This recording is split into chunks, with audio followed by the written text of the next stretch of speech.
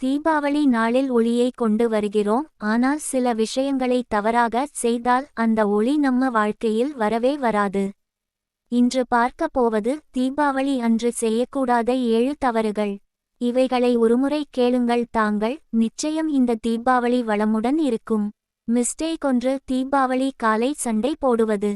தீபாவளி காலை வீட்டில் சண்டை, கோபம், சத்தம் எல்லாம் லட்சுமி தாயை தூரம் அனுப்பிவிடும்.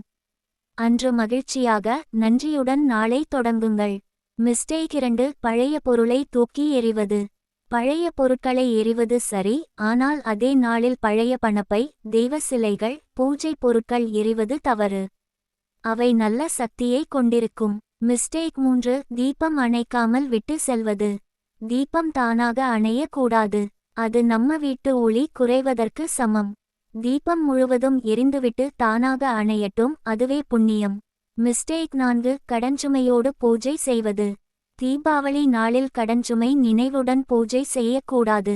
மனம் சுத்தமாக, எனக்கு நிறைவா கிடைக்கட்டும் என்ற நம்பிக்கையோடு செய்யுங்கள். மிஸ்டேக் 5. நிழலில் தீபம் வைப்பது.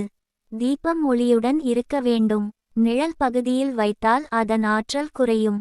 எப்போதும் கிழக்கு அல்லது வடக்கு திசையில் வையுங்கள். மிஸ்டேக் 6. இரவு நேரம் வீட்டை இருட்டாக்குவது. தீபாவளி இரவு வீட்டை ஒளியால் நிரப்புங்கள். ஒரு மூலையாவது விளக்கேற்றுங்கள், ஒளி இருக்கும் இடம் லட்சுமி வருவாள். மிஸ்டேக் 7.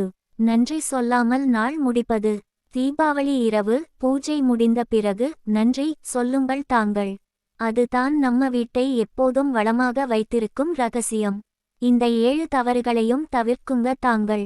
இந்த தீபாவளி ஒளியோடு சேர்ந்து உங்கள் வாழ்க்கையிலும் பணமும் அமைதியும் நிறையட்டும். தீபாவளி வாழ்த்துக்கள்.